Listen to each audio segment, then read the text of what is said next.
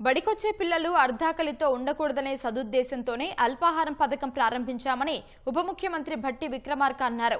ఖమ్మం జిల్లా మధిరలోని మార్కెట్ యార్డులో హరే రామ హరే కృష్ణ ట్రస్ట్ ఆధ్వర్యంలోని కమ్యూనిటీ కిచెన్ ను ఆయన ప్రారంభించారు. అనంతరం పాఠశాల విద్యార్థులతో కలిసి అల్పాహారం తీసుకున్నారు.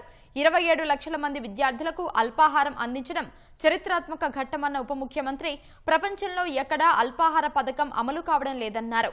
వచ్చే 3 నెలల్లో తెలంగాణలోని అన్ని ప్రభుత్వ పాఠశాలల్లో ఈ పథకం అమలు చేసేందుకు చర్యలు తీసుకుంటున్నట్లు భట్టి విక్రమార్క వెల్లడించారు.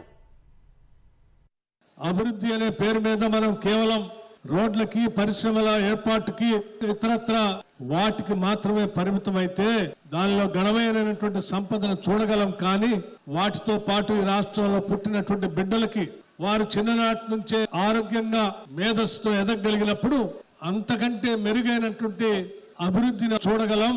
కేవలం రాష్ట్రానికే కాదు, దేశానికి ప్రపంచానికి కూడా దశ దిశ నిర్దేశం చేయగలిగినటువంటి మానవ వనరుల్ని తయారు చేసుకోవాల్సినటువంటి పరిస్థితుల్లో ఈ మార్నింగ్ బ్రేక్ఫాస్ట్ పథకాన్ని రాష్ట్ర వ్యాప్తంగా మొదలుపెట్టే కార్యక్రమానికి నాంది పలికాం.